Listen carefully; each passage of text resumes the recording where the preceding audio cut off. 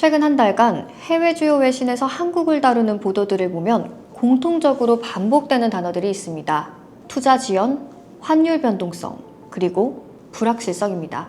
이 뉴스들은 정치나 외교 이야기처럼 보이지만 오늘은 이걸 한국 기업의 재무 구조 관점에서 정리해 보겠습니다.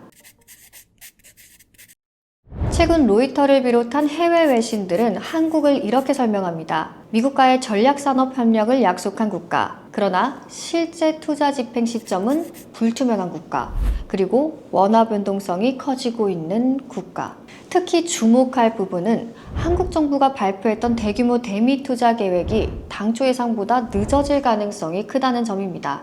이건 단순한 정책 뉴스가 아닙니다. 이 기업 입장에서 보면 투자 환경의 전제가 흔들리고 있다는 신호입니다. 기업 재무에서 가장 중요한 질문은 하나입니다.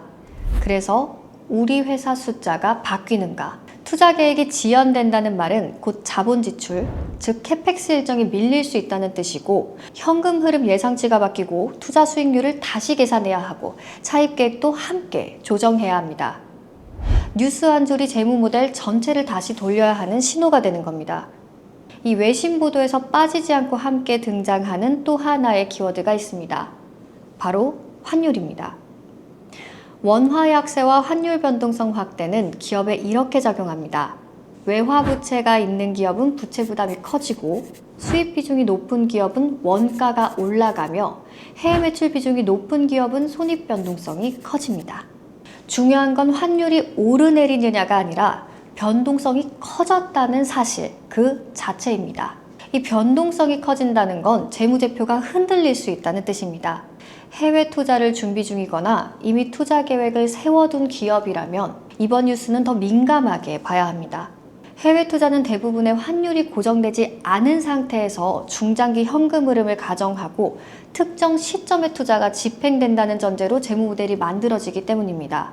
투자 시점이 밀리면 환율 가정이 바뀌고 할인율이 달라지고 자본 비용도 다시 계산을 해야 합니다. 즉, 투자 지연은 단순한 일정 문제가 아니라 숫자 전체가 바뀌는 문제입니다. 해외 외신은 한국의 투자 계획이 지연되고 있다고 말합니다. 하지만 기업 입장에서 진짜 리스크는 불확실성이 길어지는 것입니다. 이 불확실성이 길어질수록 기업은 점점 보수적인 판단을 하게 되고 자금 조달 비용은 올라가며 의사결정은 늦어집니다.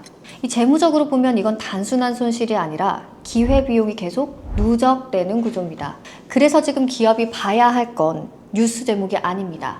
우리 회사 투자 계획에 환율 가정이 명확하게 들어가 있는지, 투자 시점이 밀려도 현금 유동성에 여유가 있는지, 외화 부채 비중이 단기적으로 부담이 되지는 않는지, 환율 변동을 회계적으로 관리할 수 있는 구조가 있는지, 이 질문에 바로 답이 나오지 않는다면 이미 점검이 늦었을 수도 있습니다. 해외 외신이 바라보는 한국은 지금 분명히 불확실성의 구간에 들어와 있습니다. 하지만 기업의 생존을 결정하는 건 뉴스가 아니라 재무 구조입니다. 같은 환경에서도 누군가는 흔들리고 누군가는 버팁니다. 그 차이는 항상 숫자에서 시작됩니다. 오늘은 여기까지 정리하겠습니다. 다음 영상에서 이어가겠습니다.